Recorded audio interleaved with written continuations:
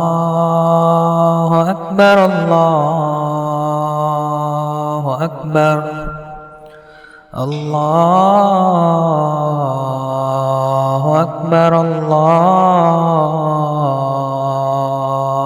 أكبر أشهد أن لا إله إلا الله أشهد أن لا إله إلا الله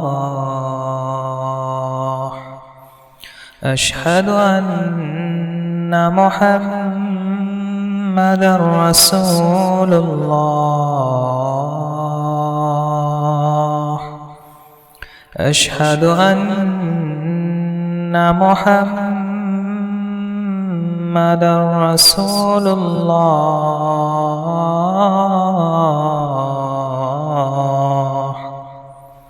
حي على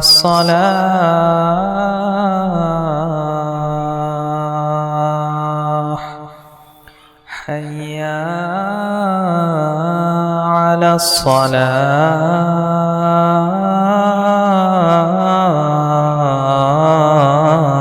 الصلاة حي على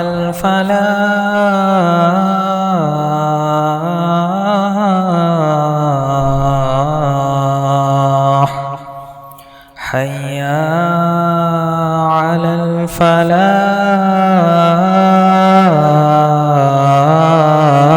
الفلاح الله أكبر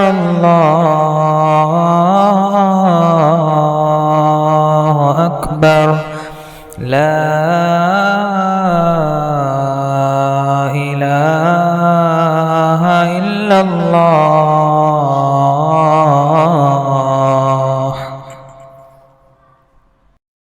إن الحمد لله نحمده ونستعينه ونستغفره ونعوذ بالله من شرور أنفسنا ومن سيئات أعمالنا من يهده الله فلا مضل له ومن يضلله فلا هادي له وأشهد أن لا إله إلا الله وحده لا شريك له وأشهد أن محمدًا عبده ورسوله يا أيها الذين آمنوا اتقوا الله حق تقاته ولا تموتن إلا وأنتم مسلمون يا أيها الناس اتقوا ربكم الذي خلقكم من نفس واحدة وخلق منها زوجها وبث منهما رجالا كثيرا ونساء واتقوا الله الذي تساءلون به والأرحام إن الله كان عليكم رقيبا يا أيها الذين آمنوا اتقوا الله وقولوا قولا سديدا يصلح لكم أعمالكم ويغفر لكم ذنوبكم ومن يطع الله ورسوله فقد فاز فوزا عظيما أما بعد فإن خير الحديث كتاب الله وخير الهدي هدي محمد صلى الله عليه وسلم وشر الأمور محدثاتها وكل محدثة بدعة وكل بدعة ضلالة وكل ضلالة في النار فأعوذ بالله السميع العليم من الشيطان الرجيم يا أيها الناس اعبدوا ربكم الذي خلقكم والذين من قبلكم لعلكم تتقون محترم حاضرین و خواتین، عبادت کیا ہے اور اس کے تقاضے کیا ہیں، اس عنوان پر اللہ کی توفیق سے خطبہ جمعہ ہوگا۔ عبادت عاجزی کا نام ہے. حد درجے محبت کے ساتھ حد درجے عاجزی اختیار کرنا اللہ کے لیے یہ عبادت ہے. حد درجے عاجزی اور حد درجے محبت یہ اللہ کے ساتھ خاص ہے، اور اعلیٰ درجے کی محبت اللہ کی ہونی چاہیے. اللہ نے قرآن میں فرمایا وَمِنَ النَّاسِ مَن يَتَّخِذُ مِن دُونِ اللَّهِ أَندَادًا يُحِبُّونَهُمْ كَحُبِّ اللَّهِ. لوگوں میں سے کچھ ایسے لوگ ہیں جو اللہ کے علاوہ دوسروں سے محبت ایسی کرتے ہیں جیسی محبت اللہ سے ہونی چاہیے. وَالَّذِينَ آمَنُوا أَشَدُّ حُبًّا لِلَّهِ. اور ایمان والے سب سے زیادہ اللہ سے محبت رکھتے ہیں. محبتوں کا ذکر ہمارے معاشرے میں بہت ہوتا ہے، لیکن اگر ذکر نہیں ہوتا محبت کا تو اللہ کی محبت کا ذکر نہیں ہوتا. عبادت کسے کہتے ہیں؟ اہل علم نے کہا کہ طاعت اللہ بفعل اوامرہ واجتناب نواہی. اللہ کی فرما برداری کرنا، اس کے احکام پر عمل کر کے اور اس کی منع کردہ باتوں سے باز آ کر رک کر، اور اس کے ساتھ یہ بھی بات کہی مع محبتہ و خوفہ و رجائہ. اللہ کی اطاعت اللہ کی محبت کے ساتھ ہونا چاہیے اور اللہ کے خوف کے ساتھ ہونا چاہیے اور اللہ کی رحمت کی امید کے ساتھ ہونا چاہیے. تو اسے عبادت کہتے ہیں. علامہ ابن تیمیہ رحمہ اللہ نے عبادت کی بڑی جامع تعریف بیان فرمائی ہے. العبادت ہی اسم جامع لما يحبه اللہ ويرضاه. عبادت ہر اس چیز کا نام ہے جس کو اللہ تعالی چاہتا ہو، جس سے راضی ہوتا ہو، من الاقوال والاعمال الظاہرۃ والباطنہ. چاہے وہ باتیں ہوں، چاہے وہ اعمال اور افعال ہوں، چاہے وہ ظاہر ہوں یا باطن ہوں. تو مختصر بات کیا ہوئی؟ ہر قول ہر عمل اگر اللہ کی مرضی کے موافق ہے تو وہ اللہ کی عبادت ہے. تو اس کا مطلب یہ ہوا کہ عبادت ہر نیک عمل کو عبادت کہیں گے، ہر نیک عمل کے اختیار کرنے کو عبادت کہیں گے اور ہر برائی سے بچنے کو عبادت کہیں گے.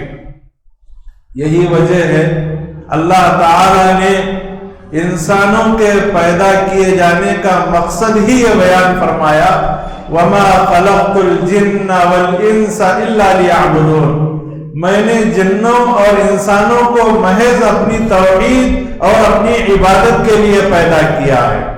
تو مقصد زندگی مال جمع کرنا نہیں ہے، مقصد زندگی کسی عہدے کو پانا نہیں ہے، مقصد زندگی کے آسائشیں فراہم کرنا نہیں ہے، مقصد زندگی دنیا کے پیچھے پڑنا نہیں ہے، مقصد زندگی اللہ کی عبادت ہے.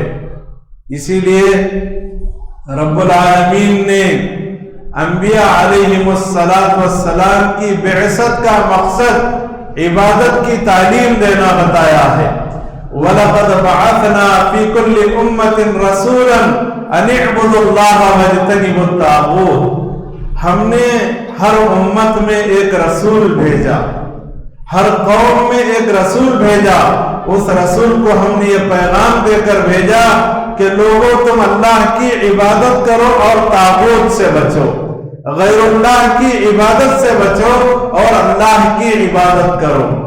رب العالمین نے اور ایک مقام پر فرمایا وَاعْبُدُوا اللَّهَ وَلَا تُشْرِكُوا بِهِ شَيْئًا. تم لوگ اللہ کی عبادت کرو، اس کے ساتھ کسی چیز کو شریک نہ ٹھہراؤ۔ تو مقصد زندگی اللہ کی عبادت ہے، اور یہ عبادت کب تک ہوتی رہے؟ تا دم مرگ عبادت ہونا چاہیے، آخری سانس تک عبادت ہونا چاہیے۔ اللہ تعالیٰ نے فرمایا فسبح بحمد ربک، آپ اپنے رب کی حمد کے ساتھ تسبیح بیان کیجیے۔ وَقُم مِّنَ السَّاجِدِينَ، اور سجدہ کرنے والوں میں سے ہو جائیے۔ وَاعْبُدْ رَبَّكَ حَتَّى يَأْتِيَكَ الْيَقِينُ، آپ اپنے رب کی عبادت کیجیے یہاں تک کہ آپ کے پاس یقین آ جائے، موت آ جائے۔ موت کے آنے تک اپنے رب کی عبادت کرنا ہے، اور عبادت پوری زندگی کو گھیرے ہوئے ہے۔ بندے مومن کی پوری زندگی عبادت میں گزرتی ہے، یہاں تک کہ بندے مومن جو روزی حاصل کرنے کی تلاش میں نکلتا ہے، کسب حلال کے لیے نکلتا ہے، یہ بھی عبادت ہے۔ اللہ تعالیٰ نے قرآن میں فرمایا هُوَ الَّذِي جَعَلَ لَكُمُ الْأَرْضَ ذَلُولًا فَامْشُوا فِي مَنَاكِبِهَا، وہی اللہ ہے جس نے تمہارے لیے زمین کو تمہارے ماتحت کر دیا، اور تم زمین کے کناروں میں چلو پھرو۔ وَكُلُوا مِن رِزْقِهِ وَإِلَيْهِ النُّشُورُ، اور اللہ کے رزق میں سے کھاؤ، اور انجام سن لو کہ اسی کی طرف لوٹ کر جانا ہے۔ تو گویا زمین میں چلنا پھرنا، زمین میں روزی تلاش کرنا، حلال کمانا، یہ بھی عبادت ہے۔ اسی لیے جمعہ کے تذکرے میں اللہ نے فرمایا فَإِذَا قُضِيَتِ الصَّلَاةُ فَانْتَشِرُوا فِي الْأَرْضِ وَابْتَغُوا مِنْ فَضْلِ اللَّهِ، کہ جب نماز ختم ہو جائے، جمعہ کی نماز تم لوگ پڑھ لو تو زمین میں پھیل جاؤ اور اللہ کا فضل تلاش کرو، روزی تلاش کرو۔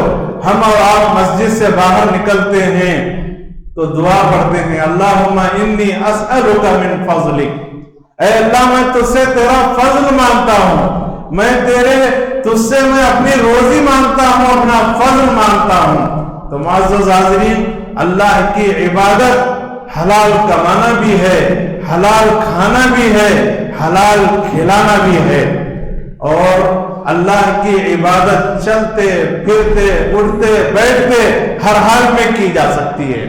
اللہ نے فرمایا ان فی خلق السماوات والارض واختلاف اللیل والنہار لآیات لأولی الالباب، بے شک آسمانوں کے اور زمین کے پیدا کرنے میں اور رات اور دن کے اختلاف میں آنے اور جانے میں ضرور نشانیاں ہیں عقل والوں کے لیے، سمجھداروں کے لیے۔ سمجھدار لوگ کبھی آسمانوں کی پیدائش پر غور کرتے ہیں، کبھی زمین کی پیدائش پر غور کرتے ہیں، اور کبھی رات کے آنے اور جانے پر غور کرتے ہیں، اور دن کے آنے اور جانے پر غور کرتے ہیں۔ اللہ نے عقل والوں کا ذکر فرمایا الذین یذکرون اللہ قیاما وقعودا وعلی جنوبہم، عقل والے وہ ہیں جو اللہ کو یاد کرتے ہیں کھڑے ہو کر، بیٹھ کر، اور اپنے پہلوؤں پر۔ وَيَتَفَكَّرُونَ فِي خَلْقِ السَّمَاوَاتِ وَالْأَرْضِ، اور آسمانوں اور زمین کے پیدائش میں غور و فکر کرتے ہیں، اور غور و فکر کرنے کے بعد اس نتیجے پر پہنچتے ہیں ربنا ما خلقت ھذا باطلا، اے ہمارے رب اتنی بڑی کائنات کو تو نے فضول نہیں پیدا کیا ہے۔ سبحانک فقنا عذاب النار، تیری ذات ہر عیب سے پاک ہے، تو ہمیں عذاب نار سے بچا لے۔ اللہ کا ذکر ہر حال میں ہو سکتا ہے، اور انسان کی تین ہی حالتیں ہوتی ہیں، انسان یا تو کھڑا ہوتا ہے، انسان یا تو بیٹھتا ہے، اور یا تو انسان لیٹتا اور سو جاتا ہے، چوتھی کوئی اور حالت نہیں ہوتی۔ تو ہر حال میں اللہ کا ذکر کیا جا سکتا ہے، اللہ کی عبادت کی جا سکتی ہے۔ تمام انبیاء علیہ السلام نے اپنی قوم کو عبادت کی دعوت دی، ایک اللہ کی عبادت کی دعوت دی۔ چنانچہ اکثر انبیاء نے اپنی اپنی قوم سے کہا یا قوم اعبدوا اللہ ما لکم من الہ غیرہ، اے میری قوم تم لوگ اللہ کی عبادت کرو، اس کے علاوہ کوئی معبود برحق نہیں ہے، سچا معبود اگر کوئی ہے تو صرف اللہ تعالی ہے، لہذا صرف ایک اللہ کی عبادت کرنے کی تعلیم انبیاء علیہ السلام نے دی ہے۔ اور معزز حاضرین، عبادت کے سلسلے میں ہمیں یہ بات ذہن نشین کرنا چاہیے کہ عبادت کا فائدہ ہمارے خالق، مالک اور رازق کو نہیں ہے، عبادت کا فائدہ ہمیں ہے۔ رب کریم تو بندوں کی عبادت کا محتاج نہیں ہے، وہ بندوں کی عبادت سے بے نیاز ہے۔ اللہ تعالیٰ عبادت کا حکم اس لیے دیتا ہے کہ وہ بندوں کو آزمائے کہ کون عبادت کرتا ہے، کون عبادت نہیں کرتا، کون مقصد زندگی کو پورا کرتا ہے اور کون نہیں پورا کرتا۔ صحیح مسلم کی ایک لمبی حدیث ہے، اس حدیث میں اللہ نے اپنی بے نیازی کا ذکر فرمایا ہے۔ وہ حدیث قدسی ہے۔ اللہ کے رسول اپنے رب کی طرف حدیث کی نسبت کرتے ہیں۔ اللہ نے فرمایا، یا عبادی لو ان اولکم وآخرکم وانسکم وجنکم کانوا علی اتقى قلب رجل واحد منکم ما زاد ذلك فی ملک شیئا۔ اے میرے بندو، تم میں کا اول ہو یا آخر، یعنی آدم علیہ السلام سے لے کر قیامت کا آخری انسان، قیامت کی صبح پیدا ہونے والا آخری انسان، سب کے سب تم انسان ہو کے جنات، سب کے سب ایک پاکیزہ دل والے انسان کے جیسے ہو جاؤ، ایک متقی انسان کے جیسے ہو جاؤ، تو تم سارے انسانوں اور جنوں کے پرہیزگار ہونے کی وجہ سے میری بادشاہت میں اضافہ نہیں ہوگا، میرے ملک میں اضافہ نہیں ہوگا۔ یا عبادی لو ان اولکم آخرکم وانسکم وجنکم کانوا علی افجر قلب رجل واحد منکم ما نقص ذلک من ملک شیئا۔ اے میرے بندو، تم میں کا اول ہو یا آخر، جنات ہو یا انسان، سب کے سب بددل انسان کے جیسے ہو جاؤ، گناہگار انسان کے جیسے ہو جاؤ، تو سن لو، سارے انسانوں اور جنوں کے بددل اور گناہگار ہونے کی وجہ سے میرے ملک اور میری بادشاہت میں ذرہ برابر کمی واقع نہیں ہوگی۔ اللہ تعالی ہماری عبادتوں کا محتاج نہیں ہے، رب کریم کو ہماری عبادتوں کی ضرورت نہیں ہے، عبادتیں ہمیں کرنا چاہیے، اس لیے کہ وہ ہمارا خالق ہے، اس لیے کہ وہ ہمارا مالک ہے، اس لیے کہ وہ ہمارا رازق ہے، اس لیے کہ ہمارے معاملات کی وہ تدبیر کرتا ہے۔ اسی لیے اللہ نے فرمایا، یا ایھا الناس اعبدوا ربکم الذی خلقکم والذین من قبلکم لعلکم تتقون۔ اے لوگو، تم اپنے اس رب کی عبادت کرو جس نے تمہیں پیدا کیا ہے، خالق کی عبادت کرو، اور ان لوگوں کو پیدا کیا جو تم سے پہلے تھے اس کی عبادت کرو۔ اور عبادت کیوں کرو؟ تاکہ تم اللہ کے عذاب اور فقر سے بچ سکو، مقصد زندگی کو پورا کر سکو۔ تو معزز حاضرین، اللہ تعالی کی عبادت ہونی چاہیے۔ تمام انبیاء علیہ السلام نے خود اللہ کی عبادت کی اور اللہ کے بندوں کو اللہ کی عبادت کی طرف دعوت دی۔ حضرت مسیح علیہ السلام، جن کو ہم عیسیٰ علیہ السلام کہتے ہیں، ان کے بارے میں اللہ نے فرمایا، لن يستنكف المسيح ان يكون عبدا لله ولا الملائكة المقربون۔ حضرت مسیح نے ہرگز عار محسوس نہیں کیا اس بات میں کہ وہ اللہ کے بندے ہوں، بندگی کرنے والے ہوں، اور نہ ہی فرشتوں نے عار محسوس کیا اس بارے میں کہ وہ اللہ کے بندے ہوں، بندگی کرنے والے ہوں۔ یہی عیسیٰ علیہ السلام ہیں جن کو ان کے ماننے والے نعوذ باللہ اللہ کا بیٹا کہتے ہیں، بلکہ بعض لوگ ان کی پرستش کرتے ہیں، ان کو معبود کہتے ہیں۔ یہی عیسیٰ علیہ السلام ہے، کہتے ہیں، اللہ نے ان کی بات کو قرآن میں نقل فرمایا۔ حضرت عیسیٰ علیہ السلام کہتے ہیں، ان اللہ هو ربی وربکم فاعبدوہ ھذا صراط مستقیم۔ بے شک اللہ تعالی وہی میرا رب ہے اور تمہارا رب ہے، تم لوگ اسی کی عبادت کرو، یہی سیدھا راستہ ہے۔ بندگی اللہ کو اتنی پسند ہے کہ رب العالمین نے اپنے خاص بندوں کا قرآن میں ذکر فرمایا ہے۔ اللہ تعالیٰ نے کہا وَاذْكُرْ عَبْدَنَا دَاؤُودَ ذَا الْأَيْدِ إِنَّهُ أَوَّابٌ، آپ تذکرہ کیجئے ہمارے خاص بندے داؤد کا، جو احسان اور بھلائی کرنے والے تھے اور وہ اللہ کی طرف پلٹنے والے تھے۔ اللہ تعالیٰ نے داؤد علیہ السلام کو بندگی سے جوڑا اور اللہ تعالیٰ نے اپنا خاص بندہ گردانا۔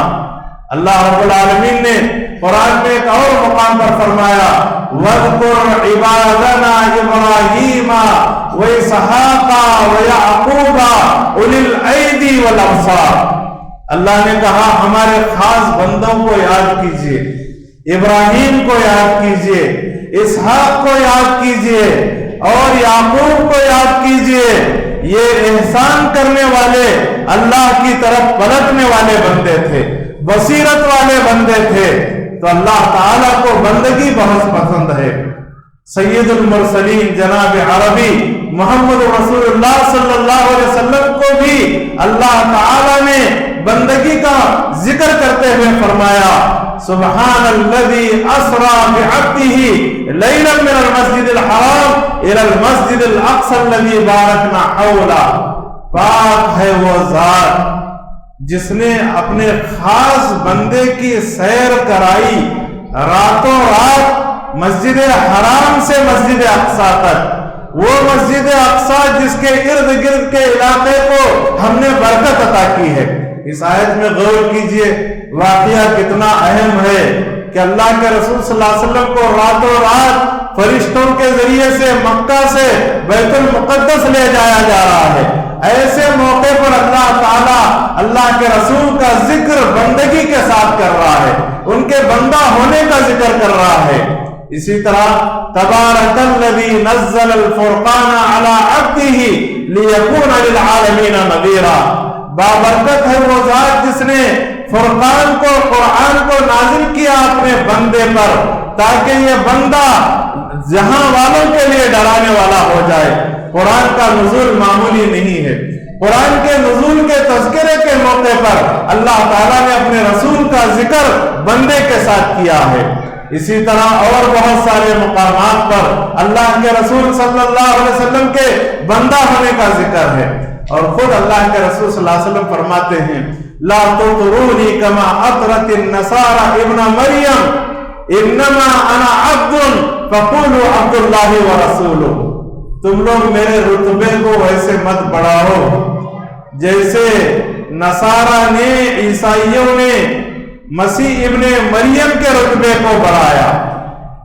میں تو بندہ ہوں، تم لوگ اللہ کا بندہ اور اللہ کا رسول کہو، میرے بارے میں یہ کہو کہ محمد صلی اللہ علیہ وسلم اللہ کے بندے ہیں، اللہ کے رسول ہیں۔ تو اللہ کے رسول صلی اللہ علیہ وسلم خود اللہ کی بندگی کو پسند فرماتے۔ عائشہ رضی اللہ عنہا کہتی ہیں اے اللہ کے رسول آپ اتنی لمبی عبادتیں کیوں کرتے ہیں، نمازیں کیوں پڑھتے ہیں کہ آپ کے قدم مبارک سوج جاتے ہیں، آپ کے قدم میں ورم آ جاتا ہے۔ اللہ کے رسول صلی اللہ علیہ وسلم جو سارے نبیوں کے سردار ہیں، اولاد آدم کے سردار ہوں گے، اللہ کے نبی صلی اللہ علیہ وسلم فرماتے ہیں افلا اکون عبدا شکورا، اے عائشہ کیا میں اللہ کا شکر گزار بندہ نہ بنوں؟ اللہ کے مجھ پر بے حساب انعامات اور احسانات ہیں، کیا میں اللہ کا شکر گزار بندہ نہ بنوں؟ معزز حاضرین، مختصر بات یہ ہے کہ عبادت صرف اللہ کی ہونی چاہیے، اور اللہ کی عبادت میں کسی اور کو شریک کرنا بہت بڑا جرم ہے۔ اتنا بڑا جرم ہے کہ کوئی نیکی قابل قبول نہیں ہے۔ ایک آدمی اللہ کی عبادت کرتا ہے، ساتھ میں غیر اللہ کی عبادت کرتا ہے، غیر اللہ کی عبادت کی وجہ سے اللہ کی گئی عبادتیں بھی برباد ہیں۔ اللہ نے اپنے رسول صلی اللہ علیہ وسلم کے بارے میں فرمایا قل، آپ کہیے کہ میری طرف وحی کی گئی ہے لقد اوحی الیک والی الذین من قبلک لئن اشرکت لیحبطن عملک، آپ کی جانب وحی کی جاتی ہے اور آپ سے پہلے انبیاء کی طرف بھی وحی کی گئی کہ اگر آپ نے شرک کیا تو آپ کے اعمال برباد ہیں۔ اللہ کے نبی سے اللہ مخاطب ہے، سارے انبیاء سے اللہ مخاطب ہے کہ اگر آپ نے بھی شرک کیا تو آپ کے اعمال برباد ہیں۔ تو شرک کرنے کی وجہ سے اعمال ضائع ہو جاتے ہیں، برباد ہو جاتے ہیں۔ اور شرک کئی طرح کا ہے، بعض شرک کی قسمیں دل سے متعلق ہیں۔ آپ اگر اللہ سے جیسے ڈرنا ہے ویسے نہ ڈر کر اس کی مخلوق سے ڈر رہے ہیں، یہ بھی شرک ہے۔ جیسے اللہ پر توکل ہونا ہے ویسے توکل نہ کرنے کی بجائے بندوں پر توکل کر رہے ہیں تو یہ بھی شرک ہے۔ اللہ سے جیسے امید رکھنا چاہیے ویسے امید اللہ سے رکھنے کی بجائے بندوں سے رکھ رہے ہیں، یہ بھی شرک ہے۔ اور اسی طرح زبان سے بھی بہت سے شرکیہ کلمات ادا ہوتے ہیں کہ اگر کوئی آدمی غیر اللہ کی قسم کھا رہا ہے تو شرک کر رہا ہے، اور اگر کوئی آدمی اپنی زبان سے دعا کر رہا ہے، مانگ رہا ہے غیر اللہ سے، تو گویا وہ شرک کر رہا ہے۔ اللہ تعالیٰ نے قرآن مجید میں دعا کرنے کا بھی حکم دیا ہے، وَقَالَ رَبُّكُمْ اُدْعُونِي أَسْتَجِبْ لَكُمْ، تمہارے رب نے کہا کہ تم لوگ مجھ سے دعا کرو، میں تمہاری دعا کو قبول کرتا ہوں۔ ان الذین یستکبرون عن عبادتی سیدخلون جہنم داخرین، جو لوگ میری عبادت سے اور مجھ سے مانگنے سے استکبار کرتے ہیں، تکبر کرتے ہیں، مجھ سے نہیں مانگتے، تو سن لینا چاہیے کہ ایسے لوگوں کے لیے ذلت کا عذاب ہے، اور ایسے لوگوں کو اللہ تعالیٰ ذلیل کر کے جہنم رسید کرے گا۔ تو معزز حاضرین، دعا میں بھی شرک نہیں ہونا چاہیے، مانگنا ہے تو صرف اللہ سے مانگنا چاہیے، اس لیے کہ وہی دعا کو سننے والا اور وہی دعا کو قبول کرنے والا ہے۔ تو بہرحال عبادت کے کچھ اصول ہیں، ان اصولوں میں پہلا اصول یہ ہے کہ اخلاص کے ساتھ اللہ کی عبادت کی جائے۔ اخلاص کسے کہتے ہیں؟ نیک نیتی کے ساتھ، اللہ کا حکم ہے میں عبادت کر رہا ہوں، اللہ سے مجھے آخرت میں اجر پانا ہے، عبادت کر رہا ہوں، میری عبادت سے اللہ راضی ہو جائے، عبادت کر رہا ہوں۔ اخلاص والی عبادت کرنا ضروری ہے۔ اللہ نے اپنے نبی کو حکم دیتے ہوئے فرمایا وَاعْبُدِ اللَّهَ مُخْلِصًا لَهُ الدِّينَ، کہ آپ اللہ کی عبادت کیجئے، اس کے لیے دین کو خالص کرتے ہوئے، عبادت کو خالص کرتے ہوئے۔ اللہ نے فرمایا وَمَا أُمِرُوا إِلَّا لِيَعْبُدُوا اللَّهَ مُخْلِصِينَ لَهُ الدِّينَ، لوگوں کو اسی بات کا حکم دیا گیا تھا کہ لوگ اللہ کی عبادت کریں، اس کے لیے دین کو خالص کرتے ہوئے اخلاص کے ساتھ عبادت کریں۔ تو عبادت کا ایک اہم اصول یہ ہے کہ اخلاص کے ساتھ عبادت کی جائے، اور دوسرا اہم اصول یہ ہے عبادت کا کہ رسول کے بتائے ہوئے طریقے کے مطابق عبادت کی جائے، کیونکہ اللہ کے نبی نے نماز سے متعلق فرمایا صلو کما رأیتمونی اصلی، تم لوگ نماز ویسے پڑھو جیسے مجھے پڑھتے ہوئے تم نے دیکھا ہے، جیسے تمہیں رسول کا طریقہ معلوم ہے، رسول کے طریقے سے نماز پڑھو۔ اور حج بھی کرنا ہے تو من مانی نہیں، اللہ کے نبی نے اسی لیے فرمایا خذوا عنی مناسککم، تم لوگ اپنے حج کے آداب اور احکام مجھ سے سیکھ لو۔ اللہ کے نبی نے اپنے طریقے پر حج کرنے کا حکم دیا ہے، تو ہر عبادت رسول کے بتائے ہوئے طریقے کے مطابق ہونا چاہیے۔ اور اسی طرح سے عبادت کا ایک اصول یہ ہے کہ مقدار اور کیفیت کا بھی لحاظ رکھنا ضروری ہے۔ جو مقدار عبادت کی بتائی گئی ہے اسی مقدار میں عبادت کی جائے گی۔ مثال کے طور پر ہم اور آپ وضو کرتے ہیں تو وضو کے لیے زیادہ سے زیادہ 3 مرتبہ اعضاء کو دھونے کی گنجائش ہے، اور کم سے کم پانی کم ہے تو 1 مرتبہ بھی آپ وضو کے اعضاء کو دھو سکتے ہیں، 2 مرتبہ بھی دھو سکتے ہیں، 3 مرتبہ دھوئیں گے، 4 اور 5 مرتبہ نہیں دھوئیں گے، کیونکہ اللہ کے رسول صلی اللہ علیہ وسلم نے مقدار بتا دی ہے۔ اور اسی طرح سے بہت ساری عبادتیں ہیں، ہم کو اور آپ کو اگر چھینک آ جائے تو ہم کو کیا کہنے کی تعلیم دی گئی ہے؟ الحمدللہ کہنے کی تعلیم دی گئی ہے۔ کوئی آدمی چھینک آنے کے بعد سورہ فاتحہ مکمل پڑھ لے تو یہ زیادتی ہے، مقدار میں زیادتی ہے، خلاف شرع کام ہے، اس سے بچنے کی ضرورت ہے۔ نماز جنازہ ہے، نماز جنازہ کا خاص طریقہ بتایا گیا ہے۔ کوئی آدمی نماز جنازہ میں رکوع کرنے لگ جائے، سجدہ کرنے لگ جائے تو یہ مقدار میں اور کیفیت میں اضافہ ہے۔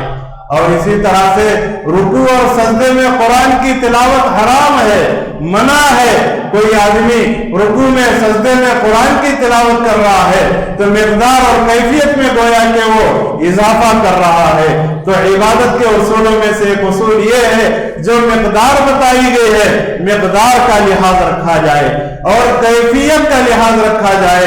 ایسا نہیں ہے کہ آپ سر کا مسح کر رہے ہیں 3 مرتبہ اور پھر اضافہ گردن کا مسح کر رہے ہیں، حالانکہ گردن کا مسح کرنا ثابت نہیں ہے۔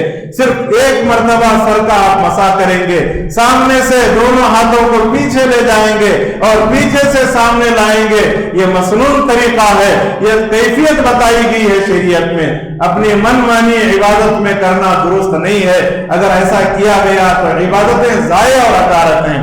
اور عبادت کے اندر ایک اصول یہ بھی ہے کہ عبادت لاپرواہی کے ساتھ نہ کی جائے، کہ آپ مسجد میں کھڑے ہوں اور آپ کا دل و دماغ دکان میں لگا ہو، آپ کا دل و دماغ گھر میں لگا ہو، آپ کا دل و دماغ کہیں اور ہو۔ عبادت کے اندر خشوع اور خضوع ہونا چاہیے۔ اللہ کے نبی صلی اللہ علیہ وسلم سے جبریل علیہ السلام نے پوچھا اخبرنی عن الاحسان، اے اللہ کے رسول مجھے احسان کے بارے میں بتائیے، احسان کسے کہتے ہیں؟ اللہ کے رسول نے بتایا ان تعبد اللہ کأنک تراہ فإن لم تکن تراہ فإنہ یراک، آپ اللہ کی عبادت ایسے کرو گویا تم اللہ کو اپنے سامنے دیکھ رہے ہو، یعنی اتنا خشوع اور خضوع ہو، دل کا جھکاؤ اتنا زیادہ ہو اللہ کی طرف کہ آپ کا یہ احساس یہ ہو کہ میرے سامنے میرا رب ہے۔ اگر یہ احساس نہیں پیدا ہوتا، اتنا اعلیٰ درجے کا ایمان نہیں ہے، تو یہ احساس پیدا کرنا چاہیے کہ میرا رب مجھے اس حالت میں دیکھ رہا ہے۔ تو معزز حاضرین، عبادت کے اور بہت سارے اصول ہیں، بہت سے مسائل ہیں۔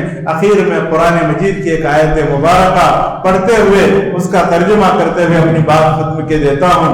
رب کریم نے فرمایا فَمَنْ كَانَ يَرْجُو لِقَاءَ رَبِّهِ فَلْيَعْمَلْ عَمَلًا صَالِحًا وَلَا يُشْرِكْ بِعِبَادَةِ رَبِّهِ أَحَدًا، جس آدمی کو امید ہو، یقین ہو اپنے رب کی ملاقات پر، تو اس آدمی کو نیک عمل کرنا چاہیے اور اپنے رب کی عبادت میں کسی کو شریک نہیں کرنا چاہیے۔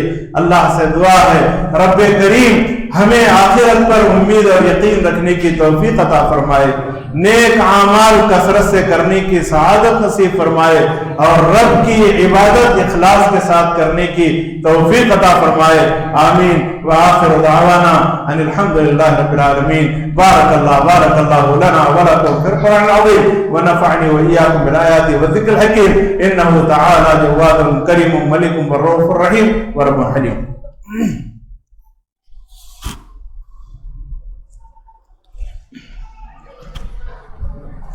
الحمدللہ نحمده ونستعینه ونستغفره ونعوذ باللہ من شرور انفسنا ومن سیئات اعمالنا، من يهده الله فلا مضل له ومن يضلل فلا هادي له، واشهد ان لا اله الا الله وحده لا شريك له، واشهد ان محمدا عبده ورسوله، اما بعد فاعوذ باللہ السمیع العلیم من الشیطان الرجیم، ان اللہ وملائکته یصلون علی النبی یا ایہا الذین آمنوا صلوا علیہ وسلموا تسلیما، اللہم صل علی محمد وعلى آل محمد كما صلیت علی ابراہیم وعلى آل إبراهيم إنك حميد مجيد، اللهم بارك على محمد وعلى آل محمد كما باركت على إبراهيم وعلى آل إبراهيم إنك حميد مجيد، اللهم انصر من نصر دين محمد صلى الله عليه وسلم واجعلنا منهم آمين، واخذل من خذل دين محمد صلى الله عليه وسلم ولا تجعلنا منهم آمين۔ عباد الله رحمني ورحمكم الله إن الله يأمر بالعدل والإحسان وإيتاء ذي القربى وينهى عن الفحشاء والمنكر والبغي يعظكم لعلكم تذكرون اذكروا الله يذكركم وادعوه يستجب لكم ولذكر الله أكبر والله يعلم ما تصنعون